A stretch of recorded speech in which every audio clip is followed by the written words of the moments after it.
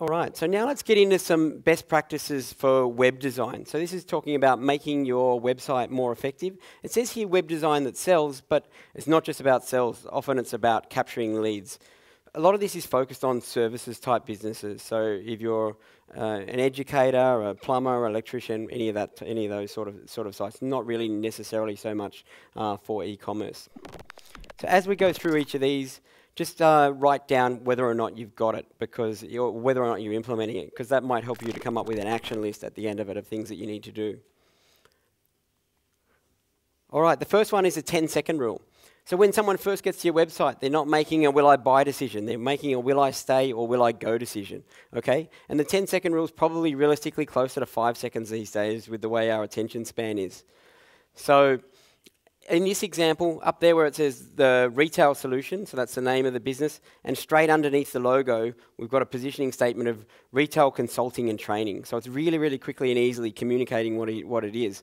So think about with your logo, do you explain quickly underneath it or right beside it, who you are and what you do? If you're a Microsoft or a Google or whatever, it's not relevant, but for SMB, average small, medium business, it really, really does help. And then you can see also on this slider here, he's got the main message of delivering higher sales and profits for retailers through leading edge consulting and training. So it's very, very obvious that they do consulting and training, for retail type organizations. So that's the 10-second rule. The second one is the primary course of action. So this isn't just about on your homepage, this is talking about your homepage, but really every single content page of your site as well.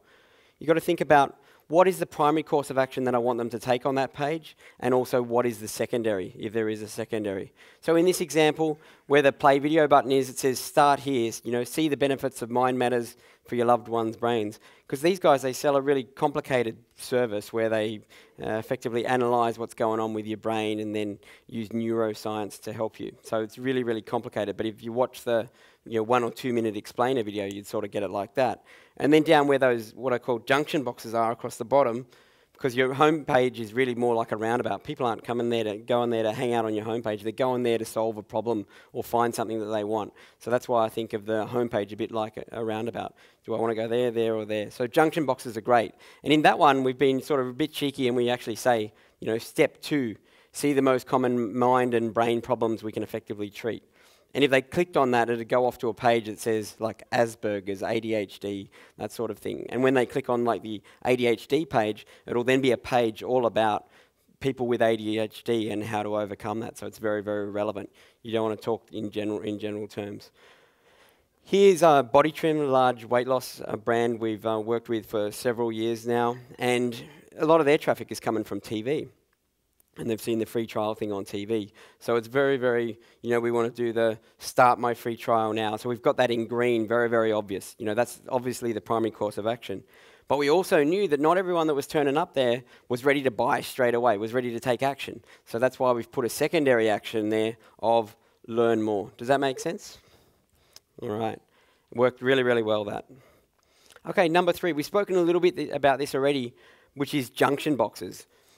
And I think Ezra was talking about this with like wizardification of your sales process. And we've just been calling it, junction boxes and nested junction boxes. Okay, who here would say they're a turf expert? So not a lot of turf experts, right? But you could all be turf customers at some stage, if that makes sense. Say you buy a new house, etc. So this is actually on this site, this which turf is right for me, that junction box is actually the most clicked button on the site. And the reason why is because people, they really don't know what turf is right for them. So they click on that, and then it takes them off to another like sub-junction box page of, which turf is right for me. Do you have a lot of shade with your lawn? Is it going to get a lot of play, home? Are you selling your house? Have you got grass allergies? Do you need to suppress dust? That sort of thing. So you can see how it's sort of stepping you through the process. If you now chose shade because you had a lot of shade, then it would take you to a page that's all about what are your options within shade. So think about this within your business. Have you got a complicated sales process, and should it really be broken down into junction boxes to help them choose the right one? Because what happened here is, instead of this business people ringing up all the time saying, I don't know what turf's right for me, people would ring up and say, I need Sir Walter turf because I've got a lot of shade and the kids are playing on it a lot. Does that make sense? So your buyer is already coming to you a lot more educated. And here where you've got multiple options, you know, you set the rules. So the Sir Walter turf is their preferred product that they want to sell, and they make the best margins on it, so we put it at the top. You want to look after your maths. And then it goes off to a page that's all about that product, and obviously it'd have the call to action off to the right as well. So all this is building into the next phase of where we show you the 80-20 of how we double businesses. Okay, so then the fourth thing is a lead magnet on every page. And traditionally, as internet marketers, digital marketers, we're taught that the lead magnet has to be, you know, like the free book, the free report, the whatever. But from our testing through the agency, what we found was the most effective for most businesses, except for maybe just pure info marketers, was just the online inquiry, name, email, mobile, how can we help, ? And that, just adding that one box, to many businesses really doubled the leads that were coming through from the existing traffic without even ramping up any traffic. Because we always want to focus on getting our conversion up first and then scaling our traffic. The reason why is because every time we can double the conversion of the site, we're effectively halving the cost per lead. Does that make sense? Yeah, whereas a lot of people I meet, they're really, really focused on we need more traffic, we need more traffic, we need more traffic. Yeah, we agree, but let's do that next. Let's get the on-site conversion stuff really, really cranking first. And from an eye track, if I go back to there, from an eye tracking studies point of view, we know already how their eyes are going to work. So they're going to start up the top left and then they're going to go across. So that's why we want this over here, so that they're going to see that inquiry form. And we know that if they get to the bottom, we need to tell them what to do. So that's why we always put this like your next steps at the bottom of the page. And this just really makes like all our AdWords campaigns, all our Facebook campaigns, everything just more effective because we're telling them exactly what to do. And often it'll just anchor back up to that form that was at the top, if that makes sense. But you can do lead magnets, this normal, traditional way. I publish Internet Marketing Magazine. It goes out to a global audience now, and several of the folks in here have featured on the cover at different times. I think you can even see James up there behind Ruslan, and Maddie Clarkson as well. I think Ezra's been on the cover. Yeah, so that's like we've got a lead magnet there where people can subscribe and get the magazine. And then I've also got another lead magnet here where it's just like a banner ad, and then they click it and it goes off to what I call a Bing-style landing page. And what I love about these Bing-style landing pages is it's just a yes or yes close. Do you want it or don't you?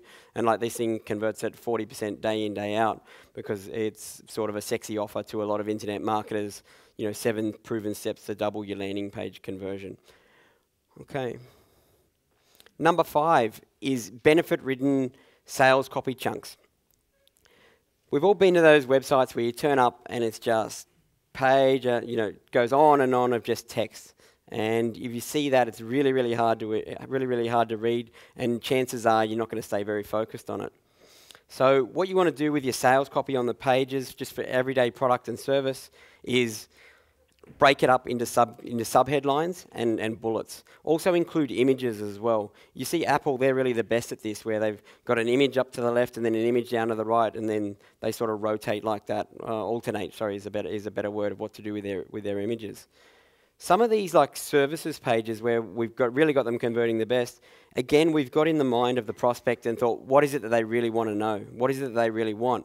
So in this case, this is like a training organisation. And we know in the mind of the prospect, they want to know what do I need to know about the training, and how is the course going to be delivered, and how many delegates can attend, and who's the trainers, that sort of thing. So you'll notice that the subheads actually match up with what's in the mind of the prospect and what it is that they would want to know. One of the things that we use when we're writing sales copy like this to do it really, really quickly is we use the Google Preview tool. Is anyone familiar with the Google Preview tool? No. What it allows you to do is it allows you to set your browser to be in another country. So say, for example, I want another city. So if I was looking at a training business like this, I could type into Google Preview tool, and I could choose, say, for example, San Francisco, and then search for the same type of business on google.com in San Francisco. And it's effectively pretending that I'm in San Francisco.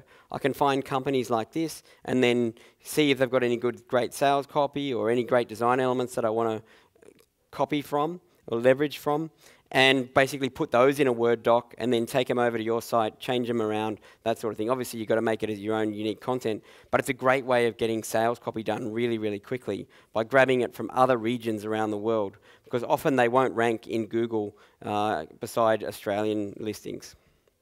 So benefit-ridden sales copy chunks. Number 6 is video and explainer video. We do a lot of explainer videos these days where it's like hand-drawn animation or other animation, and often on the slider component of the site, just with a play button, because it still looks nice and modern, but it's very, very obvious if you want to do it. Press play, I'll show you an example of one.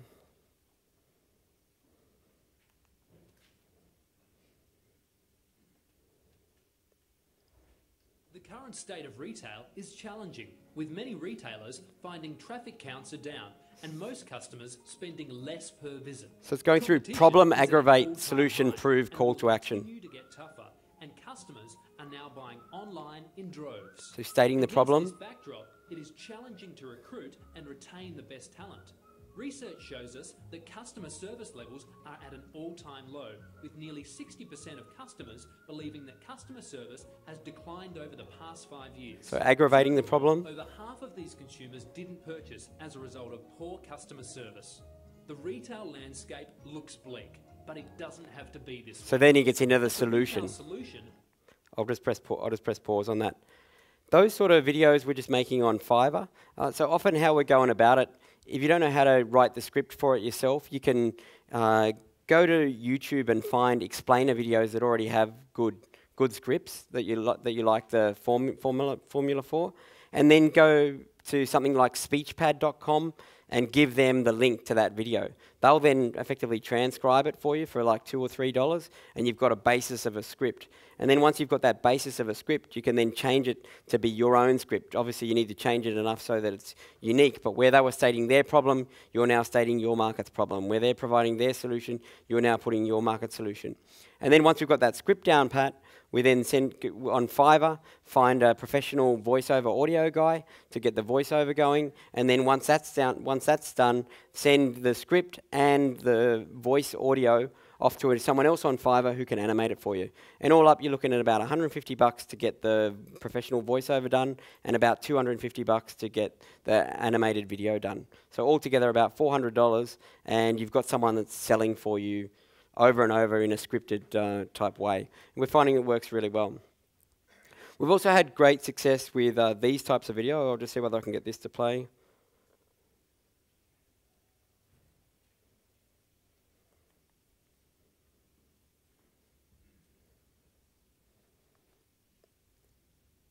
Being a teacher is not just a job, it comes from perhaps a deep calling within and a sincere desire to help not only yourself but others whom you share this life with. So I honour each and every one of you for taking these first steps to commit to this journey. So each morning we'll have a beautiful flowing vinyasa practice. So what she sort of did there was set the scene and then was getting into how the product was going to be delivered. And that one uses a lot of emotion, and it's very, very well done. So a professional video. And I agree with what was said earlier today that, yeah, amateur video really just doesn't cut it anymore in 2014. And when we added that video, we doubled the conversion rate of this site for inquiries anyway. So, all right, so moving on from that, social proof. So putting social proof on your site. Many, many different ways of doing this. This is one of ours. We've got a page on our old agency site where it just goes on and on and on of social proof. What we've seen with these often is that people aren't actually even watching the video. They're just really reading the headlines. So think about that with your own testimonials. Have you got the best bit of it in the headline, or do you just have the testimonial up there? Because that's very, very common. We see that all the time. I'll move on from that. Yeah, and then this is more of ours, but just if you can create a page that goes on and on and on of social proof, then selling becomes very, very easy. Here's another way of doing social proof. So this is Upfront Communications. We were looking at their long sales page before. There was Google-friendly sales page. Where they've got up the top, customers include, and then they've got Vodafone and Sony and Hyundai, that sort of thing. That's social proof in itself because, say for example, you're representing Optus or another big company like that. When you turn up here, this is meeting the 10-second rule really, really well of you know that this company automatically plays in the right space for you. So you know that they're not Muppets. You know that they're really, really playing in the right space. So that's another great way of doing social proof. Number 8 is mobile optimized or responsive site. So I think we all know in this room what responsive is, where the site adjusts itself depending on the size of the browser, the size of the screen. So responsive is great. It's easier for SEO, that sort of thing. But for a standard services type company, it just doesn't convert as well as a dedicated mobile site if you really want calls and leads, people walking in the door and text. And I'll show you what I mean. So here's an example of where an older non-responsive site where we've mobilized it, and this thing converts like crazy. And you'll see the main call to action buttons up there. Actually, I've got a bigger one of them. You know, call us, find us, and send us a quick text. We were already doing call us. You know, I love that because straight away they're on your website and they just click it, call, yep, go through, and they're straight away onto the blower with you. A phone lead is always better than an online lead because it's a richer sales environment. You've got more chance of closing them or moving them further down the relationship. Find us. I know I'm a marketing geek, but I find that really, really sexy when you can press a button and it's going to walk clients to your door. I think it doesn't get much better than that in marketing. That's really, really great. And this last one, send us a quick text. Google put us onto that at the Google partner events probably 8 or 10 months ago, and they said you're definitely leaving money on the table, you're not getting as many leads as possible, and why don't we add the send us a quick text on there. And that works really great. So they click that button and then it says, do you want to send a text to this number? And then it'll be an inquiry like, for example, do you have Empire, Zoysia, Turf, that sort of thing. And on its own, that's fine. But what you do then is train your sales team how to maximize that. So you write back, yeah, we do, we've got some in stock. I'll give you a call now and help you out with that. So you turn it from a text into an inbound phone call, and the phone number that you've got is their mobile, because they've already got it with them. So it's really, really effective. And these sort of, this is not landing pages, this is the home pages of people's regular businesses. And we've got them converting at 20, 30, even up to 40% at times, the home page of the business. So in this example here, you know, 468 total visits for the mobile site. And of those, 69 were clicks to calls, 29 were click to map, and 16 were clicks to text. So you can see if we didn't have the click to text on there, how many leads we were leaving. We have seen that these stats can be a little bit high. They can be a little bit skew-if, because say for example I click to text, got the number up there and then didn't actually press send on it, then this stat wouldn't be exactly right because it can't track whether or not it was actually sent. But still pretty amazing. Then let's look at how this affects PPC if you don't have any mobile optimization going. We looked with across our marketing agency at the start of last year, so the start of 2013, and we looked at the start of 2014. And at the start of 2013, across our whole, you know, we've got access to a lot of Google Analytics, and we looked across those, and 12.5% was mobile traffic back then. But of that, half of it was tablets, such as iPads, etc., and they had a pretty good experience. But still, half of the 12.5 was the handheld mobile. So if you didn't have a mobile site, people are having to do that pinch and zoom thing. I think we've all done that, and it's not a great experience. So, and then when we looked at the start of this year, it had effectively doubled across all our client base, of which there's a lot. Now the stat is 25% is mobile, but of that 25, roughly half of it is iPad. So, and then half of it is iPhones and Samsung phones. So what it means is, if you don't have a mobile optimized version of your site, whether it's either responsive or a mobile, you're effectively, you know, cheesing off or pissing off, you know, 12 out of every 100 people that hit your site, or 125 out of every 1,000 people that hit your site. So it's really, really important. So this is an example. Actually, this was in the weight loss space. Where we, without the mobile site, this was before we put the mobile site, the cost per lead was $66.87 for just dedicated traffic to the mobile, which wasn't really acceptable. And then when we added the mobile site in, it went down to 46 cents a lead. But, which is amazing, isn't it? That's actually the biggest, you know, most dramatic one that we did. But it also created 600 leads just out of thin air that they were missing before, 600 leads a month. So a lot of money. That is a very extreme example because the nature of that business is the client is pretty much sitting there like that, and if they can just do it from here, you know, they're not going to get up and go to the computer. That's the reality of that market. So they're very, very lazy, especially before they've lost any weight, and if they can do it from there, they'll do it. So that's why it's so extreme, that one. It's everyone knows, yeah, they don't move a lot. So, but the customer, obviously, they were really stoked. And now Google's added in, you know, enhanced campaigns, and what that means effectively is that you can't really segment out your mobile traffic as much. So it's even more and more important now that you've got either a responsive site or a mobile site. So.